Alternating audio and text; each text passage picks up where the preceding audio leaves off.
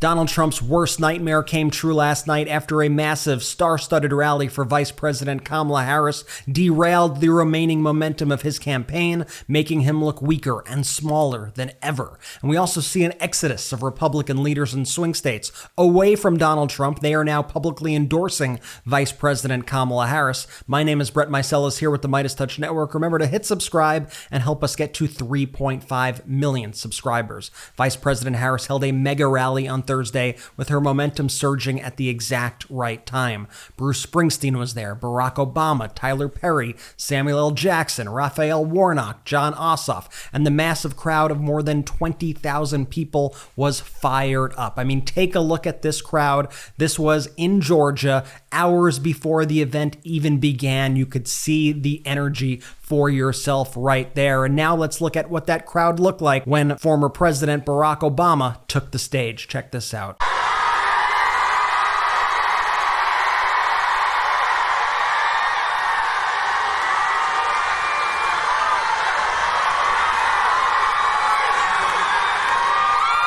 You know what? Let's look at that crowd from a different angle now. Check this out.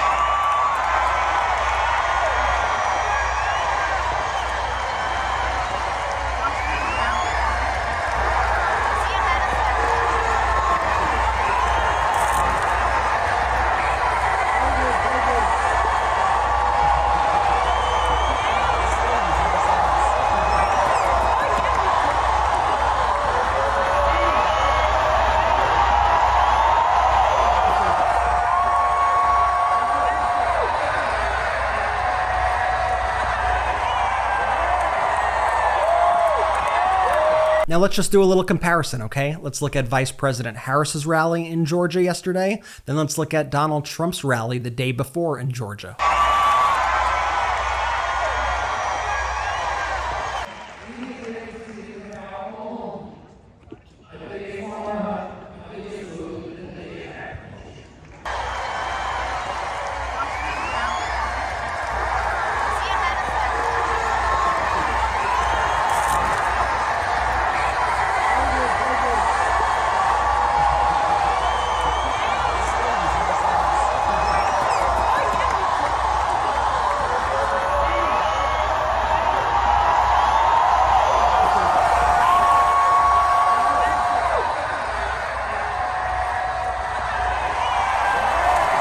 And while Kamala Harris had the crowd fired up in Georgia, Donald Trump's rally was a complete dud in Arizona. Here's a reporter on the ground in Arizona who writes, 90 minutes before Donald Trump takes the stage at Mullet Arena at Arizona State University, and it's a ghost town outside. We've seen just a trickle of people going in over the last 30 minutes. My colleague says it's only about 70% full inside right now, and you could see the empty parking lot there on the left. Then the reporter followed up her reporting a little later, saying 30 minutes out from the time Trump is expected to speak, here's the view outside, and you could see it is completely empty outside. Maybe they weren't so excited to see Stephen Miller, I guess. Maybe he wasn't such a draw at this event. I mean, yikes. Now let me show you some new data that we are receiving. This is a new Pennsylvania Bellwether County poll from Muhlenberg, Pennsylvania's 7th district here. And you could see in Northampton, Vice President Harris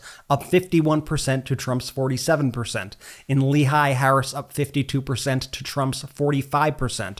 Oftentimes, this county being a bellwether is indicative of how the rest of the state votes and how often the rest of the country votes. It's a big indicator of the presidential election. So this is very good news for Vice President Kamala Harris. More good news here in Marist's polling of early voters. Marist is an A-rated poll, and they actually were able to poll people who already submitted their ballots. And here's what they found. In Arizona, 55% of voters who have already submitted ballots voted for Harris compared to Trump's 44. In North Carolina, Harris 55, Trump 43. In Georgia, Harris 54, Trump 45. So that is actually incredibly enlightening data, which goes beyond the voter registration data that we've been been receiving. More good news for Vice President Kamala Harris.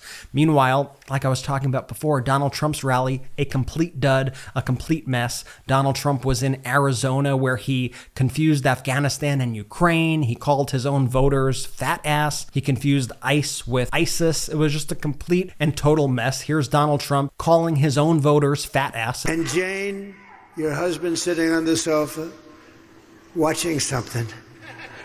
He doesn't even know what he's watching. Tell him, Jimmy, get up. You're getting up, Jimmy. Let's go. Let's go, Jimmy. I'm not going to use foul language. Get your fat ass out of the couch. You're going to vote, Jimmy. You're going to vote. We're going to save our country, Jimmy. And here's Donald Trump quite literally trashing America. A lot of people coming out of the Congo, not just South America. They're coming from 181 countries as of yesterday. Right, and we're a dumping ground. We're like a garbage can for the world. That's what's happened. That's what's happened to our. We're like a garbage can. You know, it's the first time I've ever said that. And every time I come up and talk about what they've done to a country, I get angrier and angrier. First time I've ever said garbage can, but you know what? It's a very accurate description. Now let's go over to Vice President Harris's rally in Georgia. Let's see her taking on Donald Trump. Watch this. So Atlanta, before I was Vice President of the United States, before I was a United States Senator, and before that, a two-term Attorney General for the state of California. And before that, a district attorney and a courtroom prosecutor. And in those roles, I took on perpetrators of all kinds. Predators, fraudsters, and repeat offenders. I took them on, and I won. Well, Georgia, in 12 days, it's Donald Trump's turn. Former President Barack Obama had a little advice to Donald Trump about what you shouldn't do in politics. Watch this. The other day, General John Kelly, Donald Trump's former chief of staff, said that Trump told him he wanted his generals to be like Hitler's generals. Now, don't boo, vote. Now, I want to explain that in politics, a good rule of thumb is don't say you want to do anything like Hitler. You know, that's just good political advice.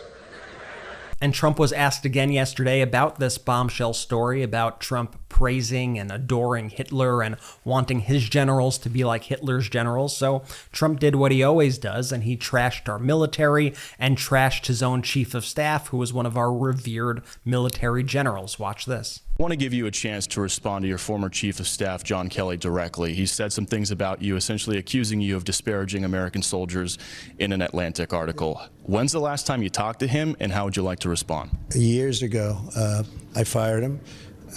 He was a bully, he was a bad guy, and he ended up being a weak guy because all bullies end up being weak. And he wasn't a smart guy. It's a bad combination. But I fired him. He made a statement that I'm like Hitler. It's just couldn't be further from the truth. It's just the opposite, actually. By the way, the Harris campaign put out a new ad about this exact thing last night. I want to play it for you now. Watch.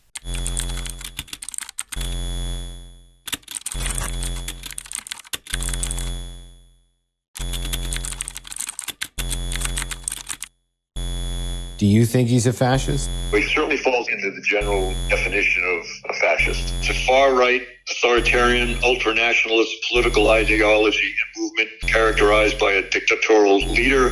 The former president, certainly an authoritarian, using the military to go after American citizens is a very, very bad thing. He admires people who are dictators.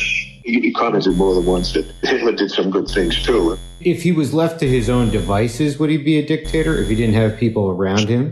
Oh, I think you'd love to be. When somebody's the president, the authority is total.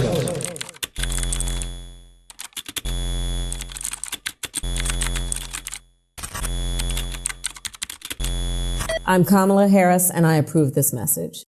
Going back to the Harris rally, I hope you don't mind if I play a few more clips from this because I just loved it so much. I'm sorry if you've seen him already. Here was Tyler Perry, who was speaking about the American dream. I love this.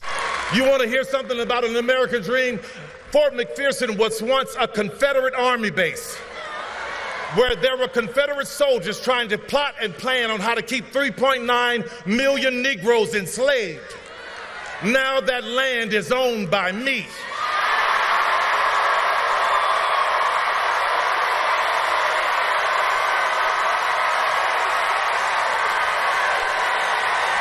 And here was the boss, Bruce Springsteen, showing his support for Vice President Harris. I'm Bruce Springsteen, and I am here today to support Kamala Harris and Tim Walz for President and Vice President of the United States,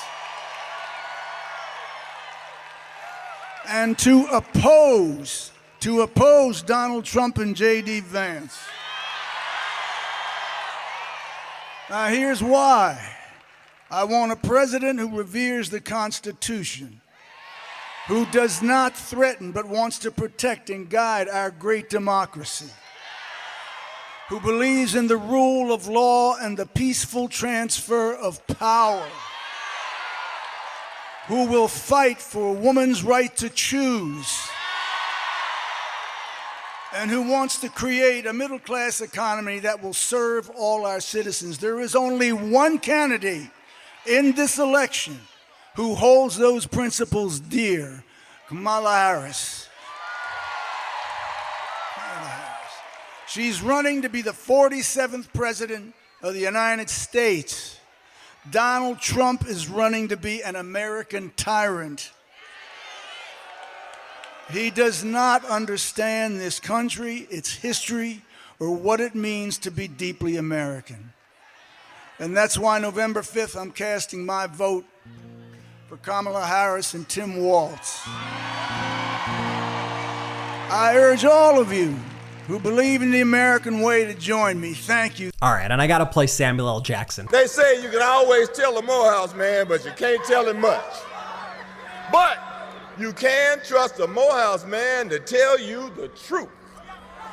Georgia, here's what we have to say to those who would doubt our voice, doubt our power, doubt our vote. This part is over. Like my brother Spike's gonna tell you, we've been turning out, we've been turning up, but we can't stop now.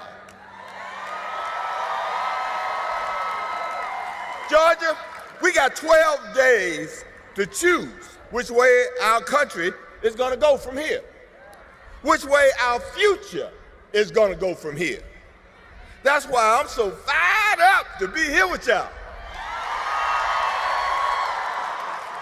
And that's why I'm so proud to support our next president of the United States, Kamala Harris. Meanwhile, we've often talked about that Donald Trump is not really running for the presidency. He's running to try to stay out of prison.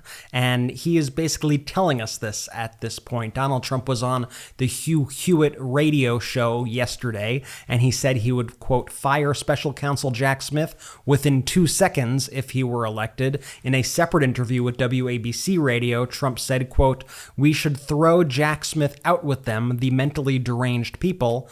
Jack Smith should be considered mentally deranged, and he should be thrown out of the country. I mean, you're not really beating the fascist allegations by saying things like that, Donald. Donald Trump is also freaking out about the fact that his plan to burden Americans with a massive sales tax is being exposed every single day by the Harris campaign. Donald Trump took to his social media app and wrote the following: I am not proposing a national sales tax, as the Democrats say in their advertisements against me. Dems know what they are saying is a blatant lie. I am proposing tariffs on other countries that take advantage of us. Hardly a NST. These tariffs are paid for by the abusing country, not the American consumer. They do not cause inflation and will make America rich again. I mean, this just shows that Donald Trump does not even know economics 101.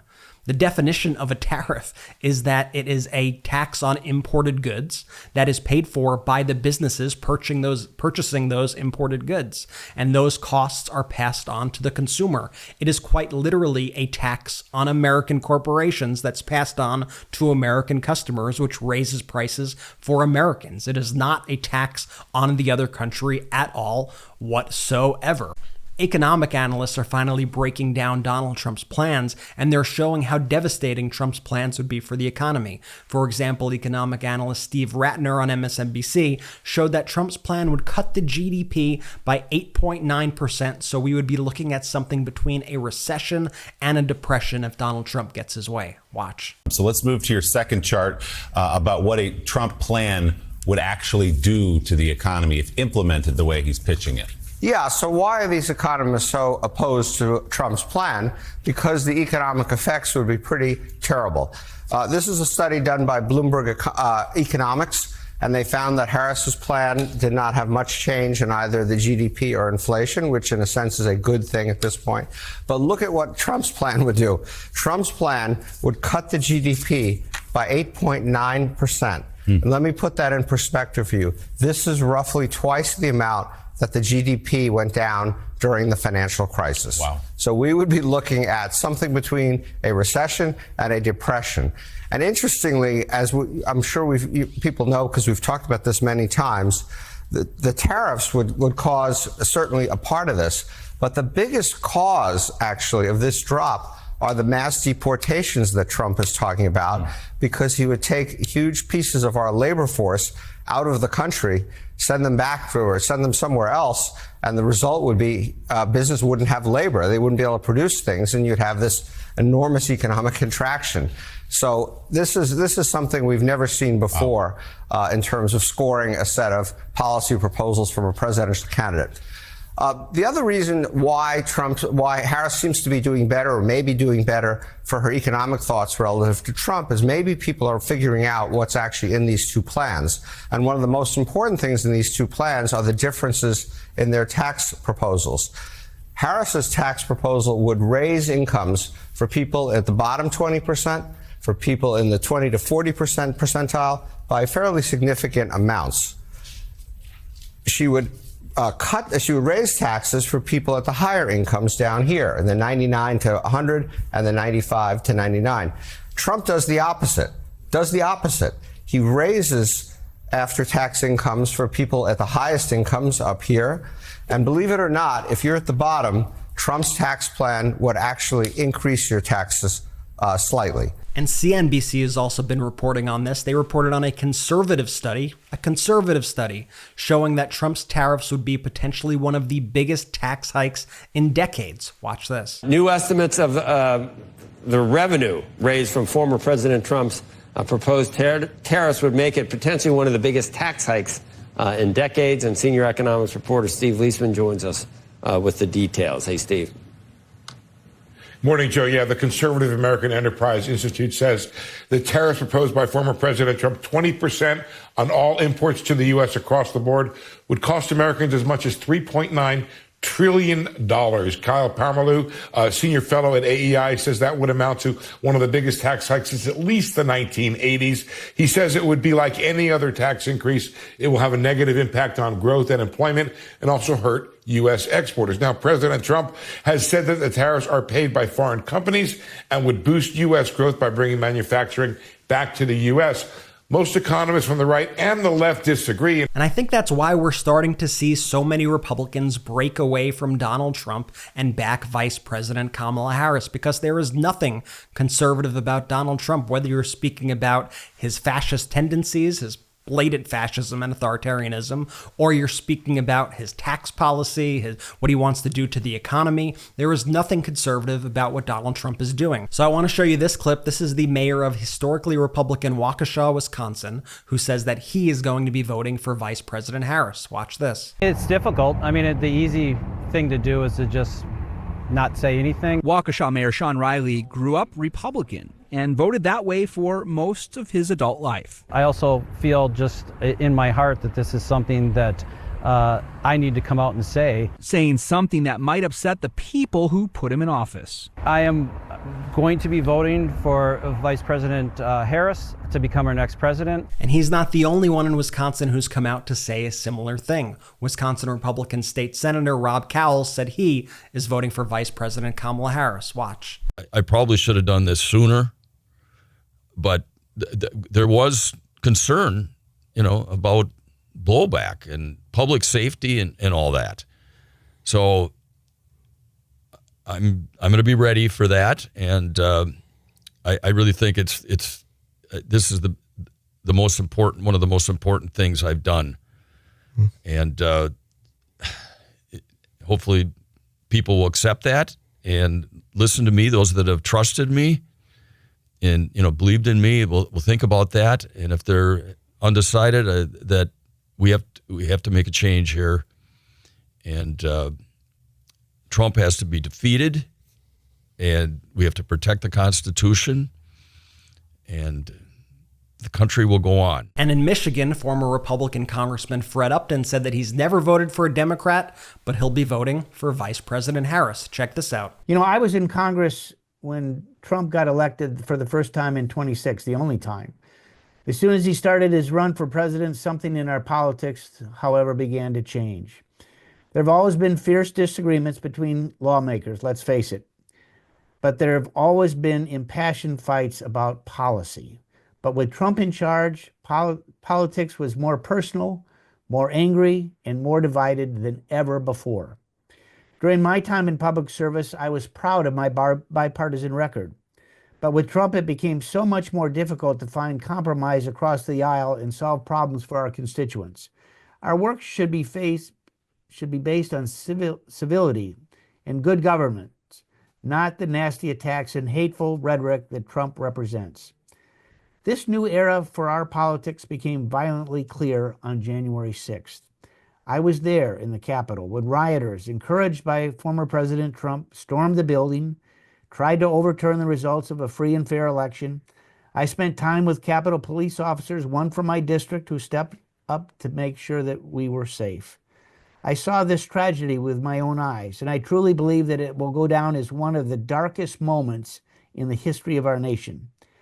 Trump has said that his actions on that day, jeopardizing the peaceful transfer of power, were totally appropriate. His words, totally appropriate. And he's been sowing doubt for months about the integrity of this upcoming election. If he loses, he'll spread another big lie, and that could spark even more political violence. True leaders take responsibility. They tell the truth. They put their duty before personal greed and ambition. True leaders treat people with respect, even when those folks disagree with them. Trump does none of that. Instead of focusing on making people's lives better, Trump is leveling personal attacks, spreading more election lies, and engaging in some of the most unstable and unhinged behavior that we've ever seen from a presidential candidate. Time and time again, he's shown that he's completely unfit to serve as commander-in-chief. So today, I'm joining more than 30 former Republican members of Congress who publicly refused to support Donald Trump, and I'm proud to say that I've already cast my ballot for Kamala Harris. I've never before voted for a Democrat for president, and I honestly never thought I would. But she's strong, committed public servant. She's running to put people together, strengthen our economy, and protect our fundamental freedoms. We certainly don't agree on every policy, that's for sure. But I know that Harris has the best interests of the American people at heart, and I know that she embodies that kind of leadership that we need in the Oval Office to get things done. It's often said that the only thing necessary for the triumph of evil is for good men to do nothing. In this race, in this defining moment for our democracy, it's simply not an option to do nothing. I invite every single person across the country, Republican or Democrat, to stand up against the hate and chaos of Donald Trump and vote for Harris as the next president of the United States. Powerful, powerful stuff. We have not seen anything like this, folks, in modern American history. So many people crossing party lines to vote for Vice President Kamala Harris. And I've seen so many of your comments as well. A lot of you Republicans who watch the show, moderates, independents, people who have Republican family members who have shared with me that you or your family members who typically vote Republican are voting for Kamala Harris this time. And I think that's awesome to choose country over party at this important time in our nation's history. By the way, the momentum is not stopping. Tonight, Beyonce is joining Vice President Harris at her Houston rally. That's right, Vice President Harris in Houston, Texas with Beyonce. She's at a massive venue that holds well over 20,000 people. It is going to be epic, and we got to ride this momentum wave to Election Day and beyond, folks. Remember, the power is in your hands, so you need to make sure that everybody right now is getting out to vote. You need to make sure that you vote. If you could vote early, get to the polls. If you could get your friends and family who are pro-democracy to get out there and vote, make sure you do that. Remember to subscribe to our channel. Help us get to 3.5 million subscribers. The more subscribers we have, the more people see these videos and get these messages. Thanks again for watching. I really appreciate it. I'll see you soon. Hey Meidas Mighty, love this report? Continue the conversation by following us on Instagram @MeidasTouch to keep up with the most important news of the day. What are you waiting for? Follow us now.